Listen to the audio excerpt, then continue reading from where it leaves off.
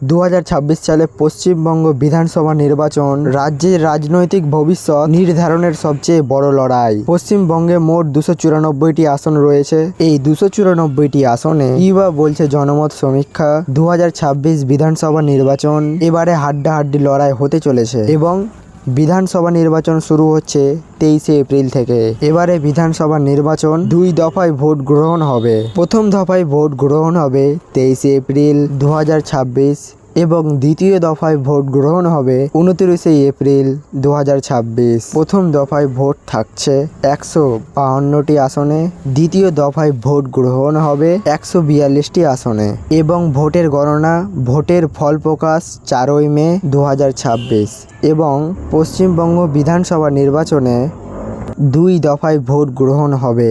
এবং দেখে নেওয়া যাক এই 294টি আসনে কোন দলগুলি এগিয়ে রয়েছে এবং কতগুলি আসন পেতে পারে বিজেপি এবং কতগুলি আসন পেতে পারে টিএমসি এবং পুরোপুরি হাড্ডাহাড্ডি লড়াই হতে চলেছে এবং কী বা বলছে জনমত সমীক্ষা এবং কোন দল এগিয়ে রয়েছে আজকে আমরা এই ভিডিওতে বিশ্লেষণ করব। সমীক্ষার ফলাফল, আসন বৃদ্ধির সম্ভাবনা এবং শেষ পর্যন্ত কার হাতে যেতে পারে বাংলার ক্ষমতা, বর্তমানে রাজনৈতিকের চিত্র। 2011 সাল থেকে অল ইন্ডিয়ায় ক্ষমতায় রয়েছেন তৃণমূল কংগ্রেসের নেতৃত্বে মমতা ব্যানার্জি। অন্যদিকে প্রধান বিরোধী শক্তি হিসাবে উঠে এসেছে ভারতীয় জনতা পার্টি।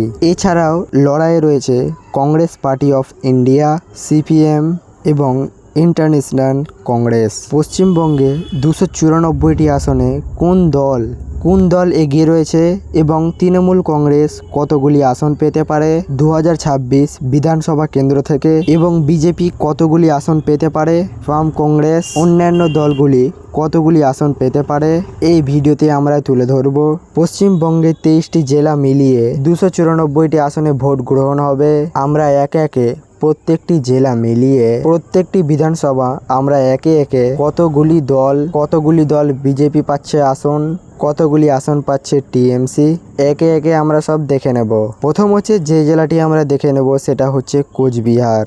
পশ্চিমবঙ্গে কোচবিহার জেলায় মোট রয়েছে 9টি বিধানসভা কেন্দ্র: মেখলিগঞ্জ, মাথাভাঙা, কোচবিহার উত্তর, কোচবিহার দক্ষিণ, শীতলকুচি, সিতাই, দিনহাটা, নাঠাবাড়ি, তুফানগঞ্জ। 2026 সালের নির্বাচনে আবহাওয়া অনুযায়ী এই অঞ্চলে তৃণমূল কংগ্রেস এবং ভারতীয় জনতা পার্টির মধ্যে মূল লড়াইয়ের ইঙ্গিত পাওয়া যাচ্ছে। স্থানীয় পরিস্থিতি দুটোই দ্রুত পরিবর্তন হচ্ছে।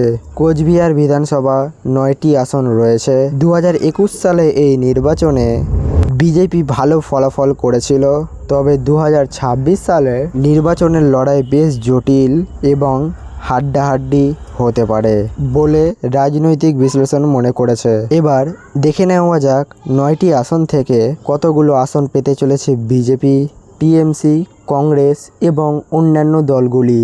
এবং এই কোচবিহার বিধানসভার 9টি কেন্দ্র থেকে টিএমসি পাচ্ছে 3টি আসন, বিজেপি পাচ্ছে 6টি আসন এবং কংগ্রেস পাচ্ছে 0 এবং আদার যে দলগুলি রয়েছে অন্যান্য দলগুলি সেগুলো 0। কোচবিহারের 9টি বিধানসভা কেন্দ্র থেকে টিএমসি পাচ্ছে 3টি আসন এবং বিজেপি পাচ্ছে 6টি আসন। এরপরে যে জেলাটি রয়েছে সেই জেলাটির নাম হচ্ছে আলিপুরদুয়ার এবং এই আলিপুরদুয়ারে রয়েছে মোট 5টি বিধানসভা কেন্দ্র।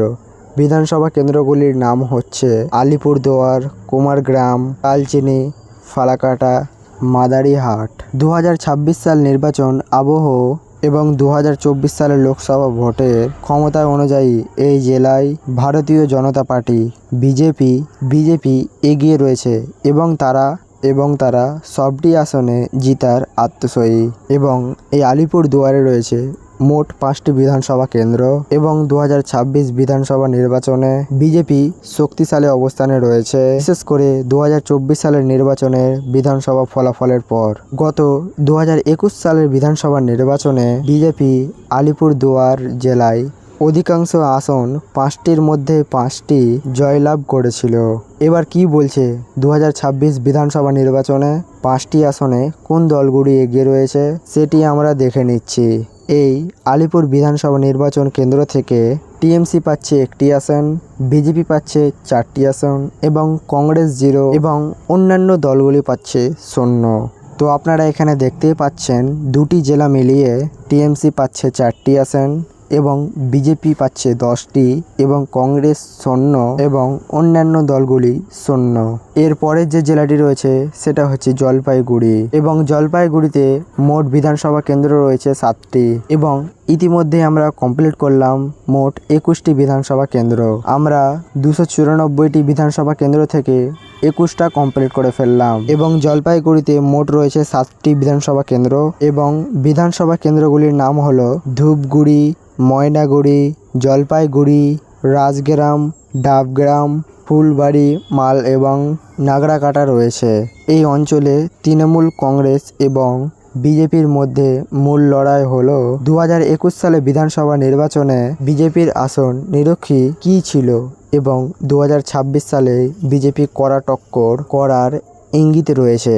2021 সালের নির্বাচনে জলপাইগুড়ি বিজেপির প্রভাব বেশি ছিল। জলপাইগুড়ি বিধানসভা কেন্দ্রে 2024 সালে উপনির্বাচনে বিজেপি জয়ী হলে বিজেপি তার অবস্থান শক্তিশালী করার চেষ্টা করেছিল তৃণমূল কংগ্রেসের সাথে। এবার কি বলছে 2026 বিধানসভা নির্বাচন এই জলপাইগুড়ি থেকে 7টি বিধানসভা কেন্দ্র থেকে কোন দল কতটি এগিয়ে রয়েছে এবং টিএমসি কতগুলি আসন পেতে পারে দেখতেই পাচ্ছেন। জলপাইগুড়িতে টিএমসি পাচ্ছে এখানে 2টি আসন, বিজেপি পাচ্ছে এখানে 5টি আসন এবং কংগ্রেস 0 এবং আদার্স যে দলগুলি রয়েছে সেগুলো কিন্তু 0। এই জলপাইগুড়ি থেকে টিএমসি পাচ্ছে 2টি আসন এবং বিজেপি পাচ্ছে 5টি এবং আপনারা দেখতেই পাচ্ছেন বিজেপি অনেকটাই এগিয়ে রয়েছে। 3টি জেলা মিলিয়ে আপনারা দেখতেই পাচ্ছেন 15টি আসন পেয়ে গিয়েছে এবং এর পরের যে জেলাটি রয়েছে সেটা হচ্ছে কালিম্পং এবং কালিম্পং বিধানসভা কেন্দ্রে রয়েছে মোট 1টি বিধানসভা কেন্দ্র। এই কালিম্পংয়ে বিধানসভা কেন্দ্র রয়েছে মোট 1টি বিধানসভা কেন্দ্র। কালিম্পং বিধানসভা কেন্দ্রে বিজিএমপি ভারতীয় গোর্খা প্রজাতি মোর্চা এবং বিজেপি এবং টিএমসি অন্যান্য আঞ্চলিক দলের মধ্যে এখানে হাড্ডাহাড্ডি লড়াইয়ের সম্ভাবনা রয়েছে। এখানে স্থানীয় আঞ্চলিক ইস্যুগুলি প্রাধান্য পাচ্ছে এবং এই কালিম্পং বিধানসভা কেন্দ্র থেকে শুধুমাত্র রয়েছে একটি আসন এবং সেটি চলে যাচ্ছে টিএমসির খাতায় এবং ইতিমধ্যে দেখতে পাচ্ছেন 294টি বিধানসভা কেন্দ্র থেকে 22টি কমপ্লিট করে ফেললাম এবং 7টি আসন পাচ্ছে টিএমসি এবং বিজেপি 15টি আর কংগ্রেস এখনো পর্যন্ত খাতা খুলতে পারেনি এবং অন্য দলগুলি কিন্তু এখনো পর্যন্ত খাতা খুলতে পারেনি 0 এবং এই কালিম্পং বিধানসভা কেন্দ্র থেকে টিএমসি এই আসনটি পেয়ে যাচ্ছে। এবার এর পরের যে জেলাটি রয়েছে সেটির নাম হচ্ছে দার্জিলিং এবং এই দার্জিলিংয়ে রয়েছে মোট 5টি বিধানসভা কেন্দ্র। এই 5টি বিধানসভা কেন্দ্রগুলি হলো দার্জিলিং, কার্সিং, মাটিগাড়া, নকশালওয়াড়ি, শিলিগুড়ি এবং ফাংশিদোয়ার। এই দার্জিলিংয়ে রয়েছে মোট 5টি বিধানসভা কেন্দ্র। পার্বত্য অঞ্চল প্রধান শহর কার্শিয়াংয়ে রয়েছে কার্শিয়াং মহকুমা এলাকা। দার্জিলিংয়ের 5টি বিধানসভা কেন্দ্র থেকে কে কোন দল এগিয়ে রয়েছে এবং কতগুলি আসন পাচ্ছে। এই 5টি আসন থেকে টিএমসি পাচ্ছে 1টি আসন এবং বিজেপি পাচ্ছে 4টি আসন। কংগ্রেস এখনও খাতা খুলতে পারেনি, এখনও কংগ্রেস 0 এবং অন্যান্য যে দলগুলি রয়েছে সেগুলো কিন্তু 0। এই দার্জিলিংয়ের 5টি বিধানসভা কেন্দ্র থেকে বিজেপি কিন্তু অনেকটা এগিয়ে রয়েছে এবং এর পরের যে জেলাটি রয়েছে সেটা হচ্ছে উত্তর দিনাজপুর এবং এই উত্তর দিনাজপুরে রয়েছে মোট 9টি বিধানসভা কেন্দ্র এবং সেই বিধানসভা কেন্দ্রগুলি হলো Chopra general, Islampur general, Goalpokhar general, Chakulia general, Karandighi general, Ahmedabad SC, Kaliaganj SC, Raiganj general, Itahar general. 2024 সালের লোকসভা নির্বাচনে ফলাফলের প্রবণতা উত্তর দিনাজপুর এবং তৃণমূল কংগ্রেস ভারতীয় জনতা পার্টির মধ্যে মূল লড়াই রয়েছে।